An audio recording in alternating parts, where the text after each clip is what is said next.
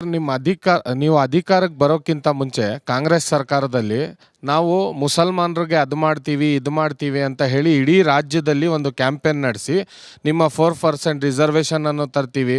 ನಮಗೆ ಯಾವತ್ತು BJP ಸರ್ಕಾರ ಇದ್ದಾಗೂ ಕೂಡ ಬಂದು ನಮ್ಮನ್ನು ಹೆದರಿಸಿರೋ ಅಂಥದ್ದಿಲ್ಲ. ಒಂದು ಭಯವನ್ನು ಹುಟ್ಟಾಕಿ ಆಮೇಲೆ ನಾವು ಅದನ್ನು ಮಾಡಿಸ್ತೀವಿ ಇದನ್ನು ಮಾಡಿಸ್ತೀವಿ ಅಂತ ಹೇಳಿ ಲಾಸ್ಟಿಗೆ ನಿಮ್ಮ ಕ್ಯಾಬಿನೆಟ್ ಎಲ್ಲ ರಚನೆ ಆದಮೇಲೆ ನಮಗೆ ಮುಸಲ್ಮಾನರಿಗೆ ಮೂಸು ನೋಡಲ್ಲ ನೀವು. ಯಾಕಂದರೆ ನಮ್ಮಲ್ಲಿ ಒಂದು ನಂಬಿಕೆ ಹುಟ್ಟಿಸಿರ್ತೀರ, ಕಾಂಗ್ರೆಸ್ ಸರ್ಕಾರ ಬಂದರೆ ಮಾತ್ರ ನೀವು ಧೈರ್ಯವಾಗಿರ್ಬೋದು, ಇಲ್ಲ ಅಂತ ಹೇಳಿದ್ರೆ ನಿಮ್ಮ ಜೀವನದಲ್ಲಿ ನೀವು ಧೈರ್ಯವಾಗಿ ಇರೋಕ್ಕಾಗಲ್ಲ. BJP ಅವರು ನಿಮ್ಮನ್ನು ಅಪೋಸ್ ಮಾಡ್ತಾರೆ, ನಿಮ್ಮನ್ನು ಬಿಡಲ್ಲ ಯಾವುದೇ ರೀತಿ ಅಂತ ಹೇಳಿ ಅನ್ನೋದು ಹುಟ್ಟಾಕಿರ್ತೀರ. ಅದಕ್ಕೆ ನಾನು ಕೇಳೋದು, ಇದು ಬಂದ ಮೇಲೆ ಅಧಿಕಾರಕ್ಕೆ ಯಾವ ಕೆಲಸನೂ ನೀವು ಮಾಡಲ್ಲ. ಸೊ ನಾನು ಕೇಳೋದು, ಒಬ್ಬ ಮುಸ್ಲಿಂ ಆಗಿ ನೀವು ಕಾಂಗ್ರೆಸ್ ಪಕ್ಷನ ಇಲ್ಲ ಕಾಮ್ಚೋರ್ ಪಕ್ಷನ ಸರ್? ನೀವು ಓಟ್ ಹಾಕೋವಾಗ ಕಾಮ್ಚೋರ್ ಪಕ್ಷ ಅಂತ ತಿಳ್ಕೊಂಡಿದ್ದೀರೋ ಇದು ಕಾಮ್ ಪಕ್ಷ ಅಂತ ತಿಳ್ಕೊಂಡಿದ್ದೀರೋ ನೀವು ತೀರ್ಮಾನ ಹೇಳಬೇಕು. ಮಾರ್ಕೆಟಿಂಗ್ ಯಾರು ಮಾಡೋ ನೀವೇ ಅಲ್ವೇನ್ರಿ? ನೀವು ಕೂಡ ಪ್ರಶ್ನೆ ಕೇಳುವಾಗ ಭಾಷೆಯ ಸಭ್ಯತೆ ಬಗ್ಗೆ ಗಮನ ಇರಲಿ ಸರ್.